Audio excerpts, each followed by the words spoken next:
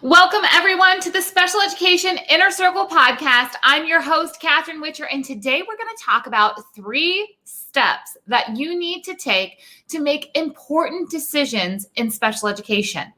As we get ready for one of the craziest back-to-school seasons ever, there's going to be a lot of tough decisions. Now, keep in mind that these 3 steps apply no matter what time of year it is, no matter what challenges we are facing, but they are definitely needed when we're really sitting with those hard decisions on what to do next. These 3 steps are also for anybody who sits at the IEP table. This is for parents, teachers, admins, therapists. We've got a lot of decisions that are going to be happening. So let's go ahead and jump right in. You guys know that I love the foundation of an IEP. I say it all the time. I'm going to say it again for you. It's to provide a free and appropriate public education. A lot of times we use a shorthand word for that called FAPE, but it's also to meet a child's unique needs and to prepare them for further education, employment, and independent living. Now, that word appropriate is where a lot of the complications and negotiations come into our special education conversations. So what's appropriate for my child is different than what's appropriate for your child, than what's appropriate for our neighbor's child. It's really a word that is gray and it needs to be defined. Now, what was appropriate 6 months ago was not appropriate when our schools got shut down due to our virus crisis, and is not going to be appropriate in the fall either.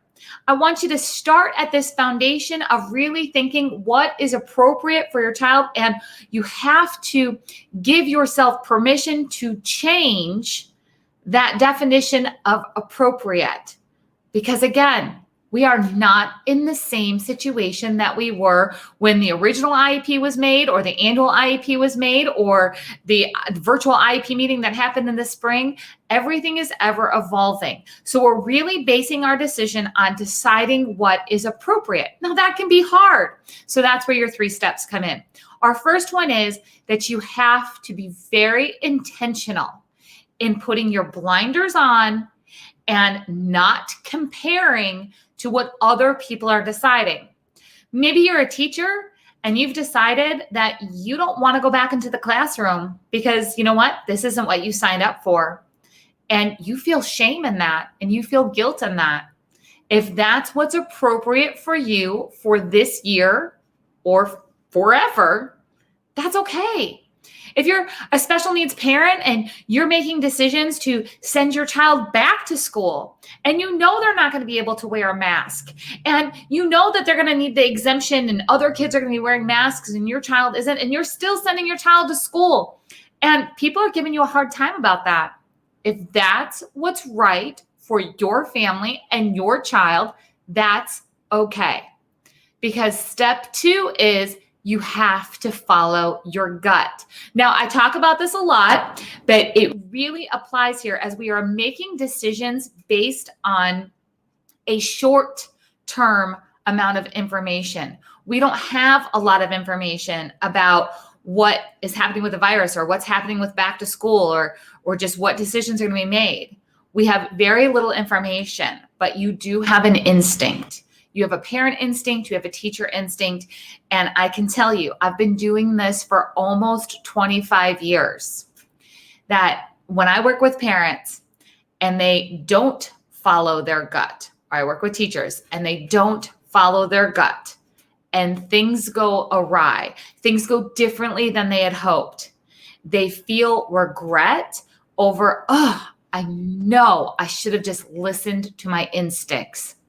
Now, those who follow their instincts and things go wrong, then they go, I made the best decision I could. I really thought in my gut that this was the right thing to do.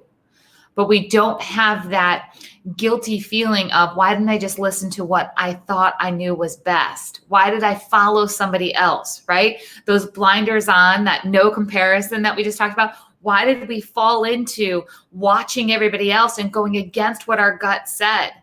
That leads to not feeling so great if things don't turn out the way that we want them to. So we've got our blinders on. We're not comparing. We're going to follow our gut instinct. And then this last one, this is huge.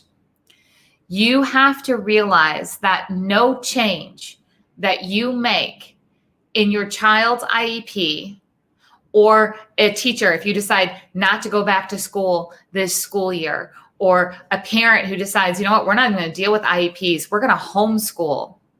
No decision is permanent. You absolutely have the right to change, and you should be changing things based on information that's going to be coming your way. Again, that word appropriate is not one definition for everybody. And at this point in time, it is definitely not one definition that sticks with a child for a long amount of time, because things are always changing. So I want you to really think about this.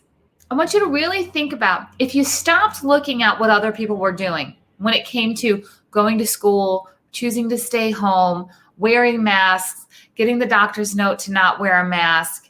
If you stopped comparing and you really listened to your gut and you knew that whatever decision you made could be changed in the future, what choice would you make for the fall?